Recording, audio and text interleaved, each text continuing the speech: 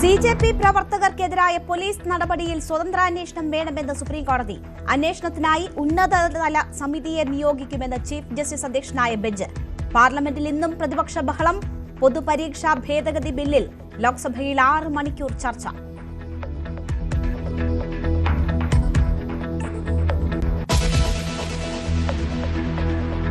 കോട്ടയത്തെ നവജാത ശിശുക്കളുടെ കച്ചവട പരാതിയിൽ പ്രത്യേക അന്വേഷണ സംഘം.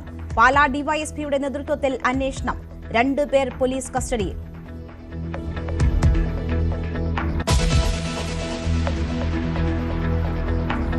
ലഹരിക്കേസിൽ പിടിയിലായ അധ്യാപികമാർക്ക് പിന്നിൽ വൻ ശൃംഖലയെന്ന സൂചന.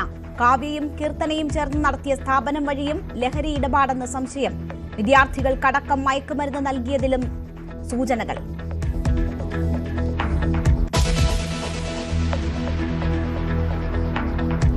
സിജെപി വിവാദത്തിൽ വിശദീകരണവുമായി പേളി മാണി.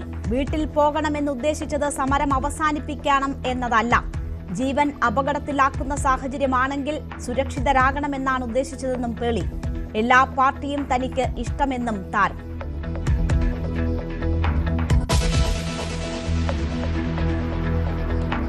മേക്കപ്പ് ആർട്ടിസ്റ്റ് ജാൻമണിക്കെതിരെ കേസ്. നടപടി പ്രധാനമന്ത്രിയെ അവഹേളിച്ചെന്ന പരാതിയിൽ.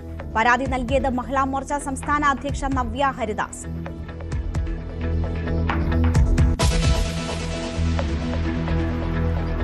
ശ്വേതാ മേനോന് രാഷ്ട്രീയ ലക്ഷ്യമെന്ന് രമേശ് പിഷാരടി. തന്നെ പ്രതിയാക്കി അപകീർത്തിപ്പെടുത്തുകയായിരുന്നു ഉദ്ദേശമെന്നും പിഷാരടി. അമ്മയുടെ മിനിറ്റ്സ് ബുക്ക് അടക്കം രേഖകളൊന്നും അഡ്ഹോക് കമ്മിറ്റിക്ക് കൈമാറിയില്ലെന്നും കോടതിയിൽ. ലക്ഷ്മിപ്രിയക്കെതിരായ പരാതിയിൽ അൻസിബ ഹസൻ ഇന്ന് ഹൈക്കോടതിയിലേക്ക്.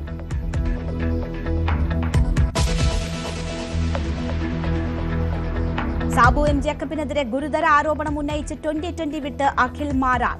കൊട്ടാരക്കര സീറ്റ് വാഗ്ദാനം ചെയ്ത് വഞ്ചിച്ചു. തെരഞ്ഞെടുപ്പിൽ ബിജെപി നൽകിയ പണം സാബു ഉപയോഗിച്ചില്ലെന്നും അഖിൽ മാരാർ. 20 ലക്ഷം രൂപയുടെ ബൈക്ക് വിറ്റാണ് മത്സരിച്ചതെന്നും അഖിൽ.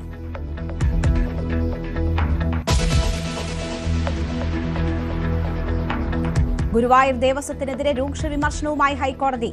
വിമർശനം കണക്കുകൾ സൂക്ഷിക്കാൻ ഒന്നും ചെയ്യുന്നില്ല എന്ന് കാട്ടി. വിശദ വിവരങ്ങൾ ഇപ്പോഴും ഇരുട്ടിൽ തന്നെയെന്നും കോടതി. വരവ് ചെലവ് കണക്ക് സംബന്ധിച്ച കേന്ദ്രീകൃത സംവിധാനം കൊണ്ടുവരുന്നതിനെ പറ്റി ആലോചിക്കണമെന്നും കോടതി.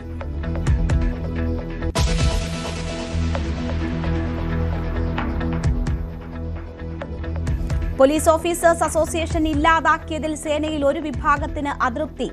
ഗ്രേഡ് SI ഉൾപ്പെടെയുള്ളവരെ താഴ്ത്തിക്കെട്ടുന്നതാണ് പുനഃസംഘടനയെന്ന ആരോപണം. പോലീസ് സ്റ്റേഷനുകളിൽ വലിയ വേർതിരിവിന് കാരണമാകുമെന്നും വിമർശനം. അസോസിയേഷൻ പിരിച്ചുവിട്ടതിൽ ഒരാക്ഷേപവുമില്ലെന്ന് ആഭ്യന്തരമന്ത്രി.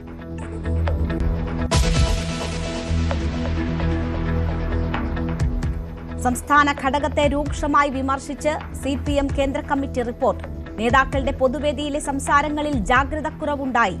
ആഗോള അയ്യപ്പ സംഗമത്തിൽ ഉത്തർപ്രദേശ് മുഖ്യമന്ത്രിയുടെ സന്ദേശം വായിച്ചത് തെറ്റ്. വെള്ളാപ്പള്ളിയെ ഉചിതമായി തള്ളിപ്പറഞ്ഞില്ല. ഭരണവിരുദ്ധ വികാരമുണ്ടായിരുന്നുവെന്നും കേന്ദ്ര കമ്മിറ്റി. KK ശൈലജയെ മണ്ഡലം മാറ്റിയതിലും വിമർശനം.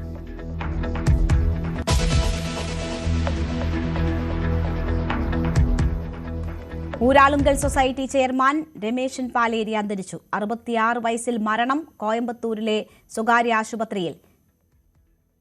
കോഴിക്കോട് വടകര ടൗൺ ഹാളിൽ പൊതുദർശനം. സംസ്കാരം നാളെ.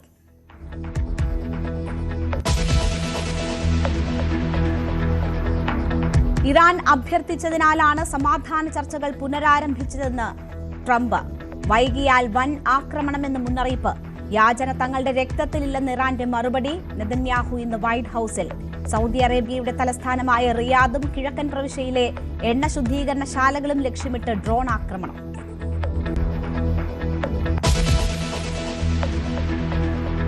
യൂറോപ്പിനെ വിഴുങ്ങി കാട്ടുതീ. ഫ്രാൻസിലെ പ്രധാന നഗരമായ ബോർഡോയ്ക്ക് 15 കിലോമീറ്റർ അകലെ തീയെത്തി. ഫ്രാൻസിൽ നശിച്ചത് 98,000 ഹെക്ടർ വനഭൂമി. സ്പെയിനിൽ 1.3 ലക്ഷം ഹെക്ടർ. ഒഴിപ്പിച്ചത് 3.5 ലക്ഷം പേരെ.